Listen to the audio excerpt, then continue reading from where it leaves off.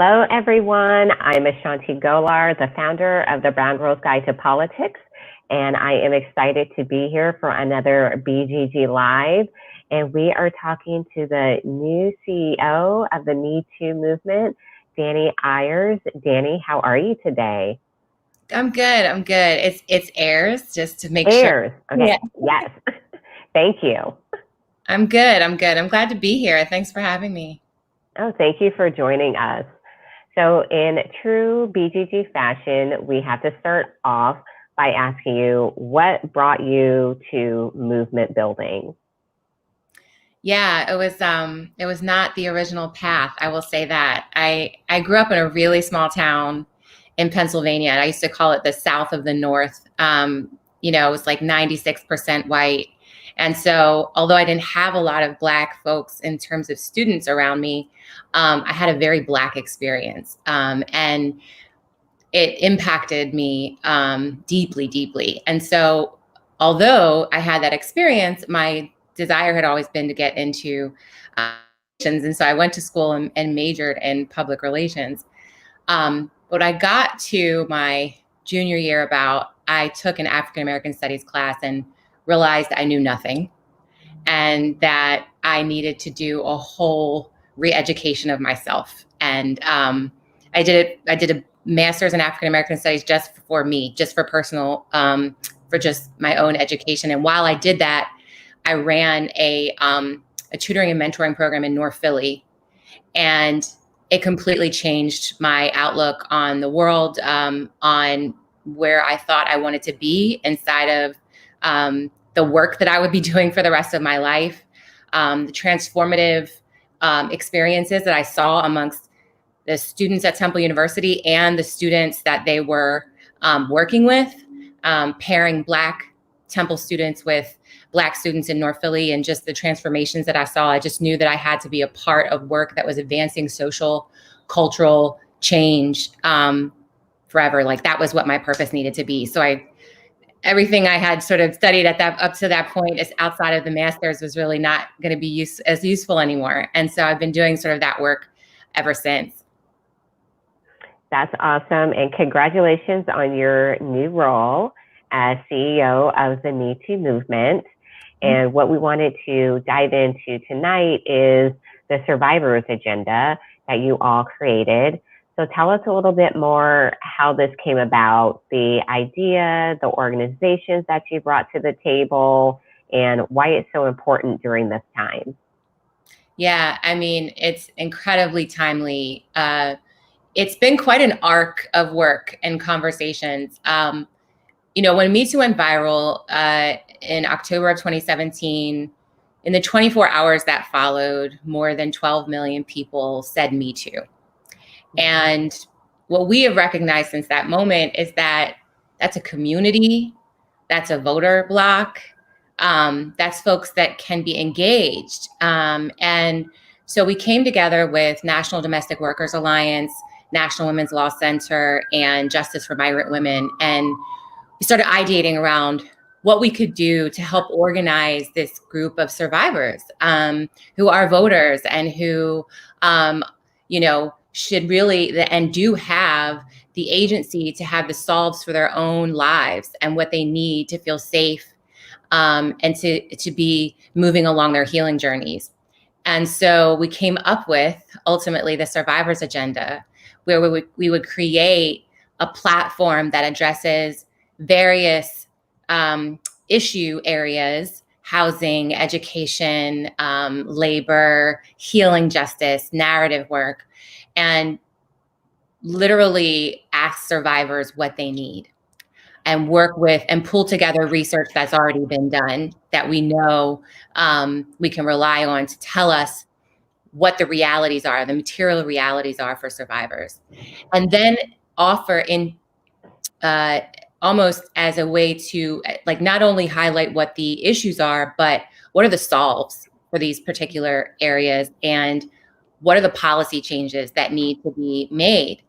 And so we went through probably a 6 to 8 month process with a coalition of not just those other 3 organizations, but 30 partner organizations participated in this.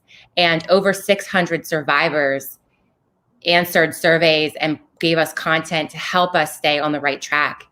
And in the end of September, we publicized the Survivors Agenda, which is now available on survivorsagenda.org, and is a beautiful offering around what the issues are for survivors, and what are the interventions that can be made to really change the material conditions of survivors and also interrupt and ultimately end sexual violence. Yeah. So I had a chance to go through the agenda. It's so well done, so thoughtful. I think we could just have a 3-hour conversation on everything that's in it. But what are some of the key components of the agenda?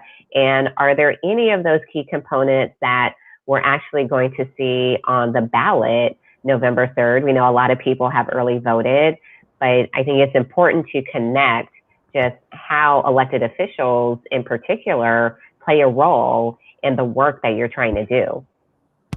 Yeah, I think absolutely. The Survivors Agenda does provide sort of material policies and that would intervene in some of these systems and structures. And I think the thing that I continue to tell folks is that it's really important to get involved in your local elections.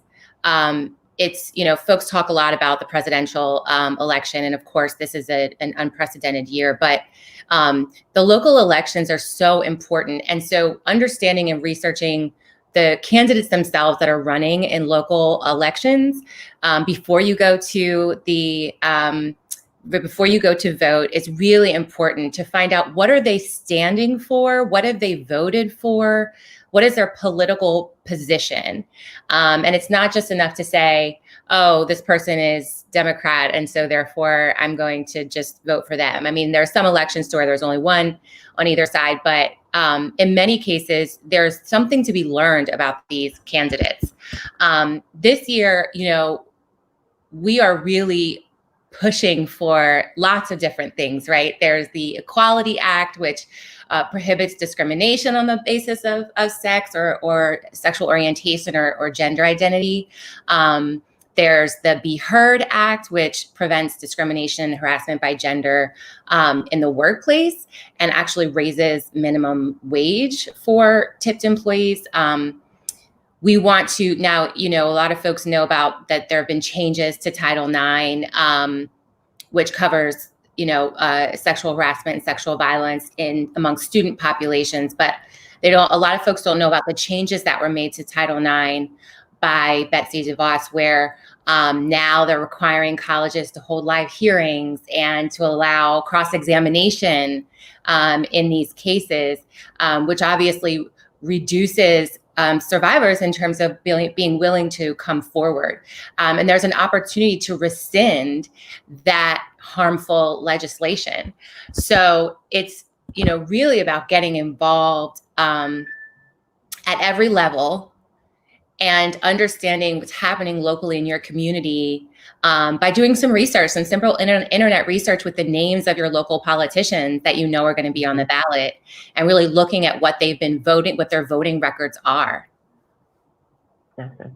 And in the agenda, something that really stood out to me and that I thought was super important is I've had, of course, conversations and Zooms all this week, and it's really come up with the criminal justice system, and particularly survivors of sexual violence and being criminalized in so many ways. One of the women I was talking to, she actually said what got her involved in politics was she volunteered at a girls' juvenile facility and finding out that most of those girls struggled because of sexual abuse and assault at a young age. And I love that you all go so deep into that to talk about these are the laws that we need. These are the things that we need in the community to make sure that we're protecting our young girls. That's so important. Yeah, we've been really supportive of movement for Black Lives and their position on defunding the police. And so we have a whole section of the Survivors Agenda that is about reimagining the criminal legal system. What we know is that sexual violence is the second largest complaint against the police, only second to excessive force. And we know that Black and brown survivors experience sexual violence against the hands of the police by much larger margins than do white survivors.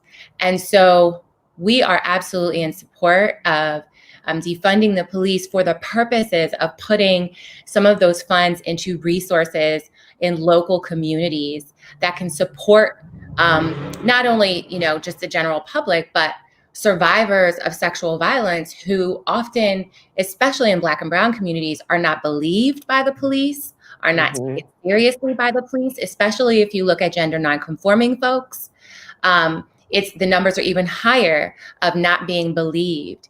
And so we need to put resources into our communities that believe survivors, that take what they're saying seriously, and that work with them around how to move on their healing journey. And by having less police, we will literally see the numbers of sexual violence come down in our communities just based on the number of sexual violence, the amount of sexual violence that happens amongst the police force. Oh, so important in just sharing that information, because again, I don't think it's something that gets talked about enough. What are some of the things that people can do to support the agenda? Yeah, so our next we shifted, right? So September happened, we released the Survivors Agenda, and then it was all about shifting to GOTV, get out the vote work. And so right now, we are in that mode of helping survivors to get to the polls. And so if folks are interested in participating in that and receiving updates about that, you can text Survivors Agenda, all one word, to 97779. And you'll get tips about getting out to the polls. There are supportive messages just around, in this moment, survivors, especially in intimate partner violence situation, we're seeing an uptick in 20% of intimate partner violence in this moment. Survivors are triggered. And so we want to offer them, support and space in this moment, as we know we have to get out and vote. We know that's, what we have to do, but really acknowledging that it's not always an easy thing for folks to do, depending on what their home life is like. So we definitely want folks to participate by joining the text campaign. But after the election, we will be switching back to the Survivors Agenda work because, as you read it's a big document, it's comprehensive, and we want to move that work forward. So we're going to get back together with the partner organizations that we were working with and begin to ideate, how do we move these particular pieces forward? And that will be likely by splitting it up amongst several organizations who are doing work in some of these specific lanes. The other thing I would say for an everyday person who just wants to get involved in the movement to end sexual violence, we launched this amazing campaign on October 15th called Act 2. And it allows everyday folks to get into action around ending and interrupting sexual violence. It's available you can access it from our website, metoomovement.org. And it's everything from reading a book, listening to a podcast, to taking a bystander intervention training, volunteering at a rape crisis center, and everything in between. We have close to 1,000 actions on there. So folks can get into action in their homes right now. Awesome. And that was my next question is, in addition to the Survivors Agenda, what are other ways to get involved? And you let everyone know. Dani, thank you so much for joining us. Thank you for your work. Everyone, please go and read the Survivors Agenda and share it. It is a really great, solid piece of information that we all need. And there's lots of laws in there that need to be passed. So you can lobby your members of Congress to help get a lot of the things that are mentioned in the Survivors Agenda done. Right. Dani, thank you for joining us. Oh, absolutely. So these are like quick, short interviews to give people lots of information, especially ahead of Election Day. And we know you lost power and it came back on just in time for you to join us. So thank you so much. Thank you so much for having me and for your work as well in educating folks, especially Black and Brown folks, around getting out to vote and what things to look for. So you do some great work. Much appreciated.